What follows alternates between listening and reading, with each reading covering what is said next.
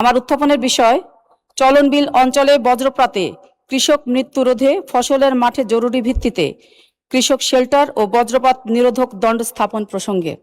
মাননীয় স্পিকার, আজ এই মহান সংসদে দাঁড়িয়ে আমি বাংলাদেশের সর্ববৃহৎ এবং অন্যতম প্রাণকেন্দ্র চলন বিল অঞ্চলের লাখ লাখ অবহেলিত শ্রমজীবী মানুষের জীবনের এক চরম সংকটের কথা তুলে ধরছি। বিলটি পাবনা, সিরাজগঞ্জ, নাটোর, রাজশাহীর আংশিক, বগুড়ার আংশিক জেলার মোট 13টি উপজেলার প্রায় 1000 বর্গ কিলোমিটার নিয়ে বেষ্টিত। প্রতি বছর বর্ষা মৌসুমে প্রধান অর্থকরী ফসল বোরো ধান কর্তনে কৃষক এবং চলন বিলের দেশীয় প্রজাতির মিঠা পানির মাছ আহরণে জেলে সম্প্রদায়ের শত শত মানুষ খোলা মাঠে কাজ করেন।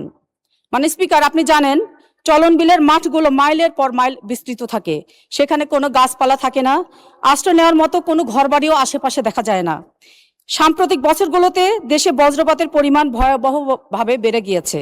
বিশেষ করে বোরো ধান কাটার মৌসুমে মাঠের মাঝখানে থাকা কৃষকের নিরাপদ আশ্রয় যাওয়ার জন্য কোনো জায়গাও খুঁজে পাওয়া যায় না।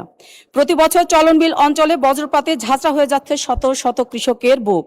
কত পরিবার যে তাদের একমাত্র উপার্জনক্ষম মানুষকে হারিয়ে নিঃস্ব হয়ে যাচ্ছে তার কোনো হিসাব নাই। মাননীয় স্পিকার, গত বছরের সরকারি এক পরিসংখ্যানে দেখা গিয়েছে দেশে 3 শতাধিক কৃষক বজ্রপাতে মারা যায়।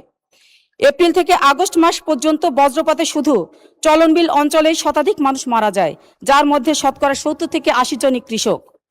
মাননীয় স্পিকার, আমরা স্মার্ট বাংলাদেশের কথা বলি, আমরা আধুনিক কৃষির কথা বলছি, কিন্তু যেই কৃষক আমাদের বাঁচিয়ে রাখছেন মাঠ পর্যায়ে তাদের জীবনের ন্যূনতম নিরাপত্তা আমরা দিতে পারছি না।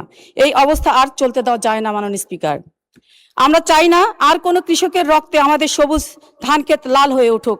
আমরা চাই না অন্নদাতার সন্তান অনিশ্চয়তার অন্ধকারে বেড়ে উঠুক। এই আধুনিকায়নের যুগে আমরা এমন একটি বাংলাদেশ গড়তে চাই যেখানে মাঠে কাজ করতে যাওয়া প্রতিটি কৃষক নিরাপদে ঘরে ফিরবে। মানে স্পিকার, একটা প্রবাদ আছে, কৃষক বাঁচলে বাঁচবে দেশ, তবেই হবে সোনার বাংলাদেশ।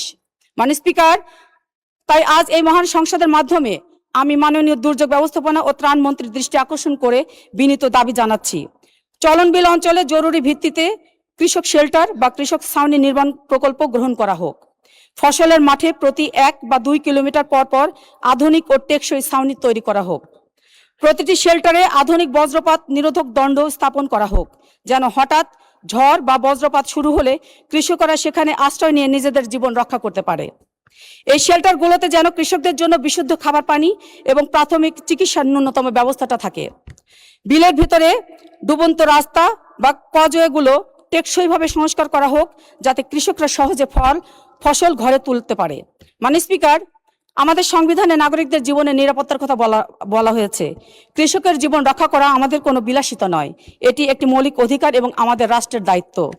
আমি বিশ্বাস করি মাননীয় দুর্যোগ ব্যবস্থাপনা ও ত্রাণ মন্ত্রী মহোদয় চলন বিলের এই মানবিক সংকটটি অনুধাবন করবেন এবং আমলাতান্ত্রিক দীর্ঘসূত্রতা পরিহার করে জরুরি ভিত্তিতে আগামী মৌসুমের আগেই এই প্রকল্প বাস্তবায়নের কার্যকরী পদক্ষেপ গ্রহণ করবেন।